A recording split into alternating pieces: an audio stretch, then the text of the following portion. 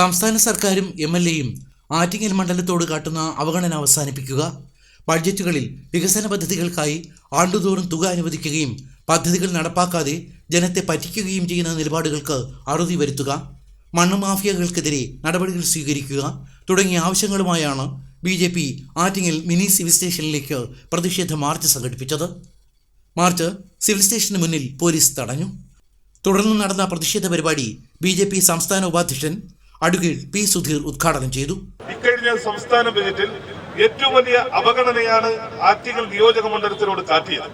അവഗണന മാത്രമല്ല, കേവലം 14 കോടി രൂപയുടെ പദ്ധതികൾ അനുവദിച്ചു എന്നത് മാത്രമല്ല, വകയിരുത്തിയ പദ്ധതികൾ കഴിഞ്ഞ എത്രയോ വർഷങ്ങളായി തുടർച്ചയായി പ്രഖ്യാപിക്കുന്നതാണ്. ഈ നാട്ടിലെ മുഴുവൻ ജനങ്ങളെയും വോട്ടർമാരെയും മണ്ടന്മാരാക്കിക്കൊണ്ടാണ്, ഇവരെയെല്ലാം കബളിപ്പിച്ചുകൊണ്ടാണ് ഈ ബജറ്റ് പ്രഖ്യാപനങ്ങൾ വന്നിട്ടുള്ളത്.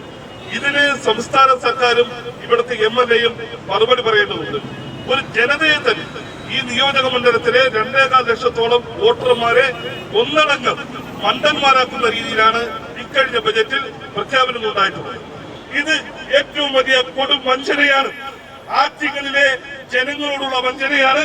ആറ്റിങ്ങലിന്റെ അനന്തമായ വികസന സാധ്യതകളെ, ഈ നാട്ടിലെ ജനങ്ങളുടെ അടിസ്ഥാന ആവശ്യങ്ങളെ തള്ളിപ്പറയുകയാണ്, അതിനെ അവഗണിക്കുകയാണ് ഇവിടുത്തെ MLA-യും അതുപോലെ സംസ്ഥാന സർക്കാരും ചെയ്യുന്നത്.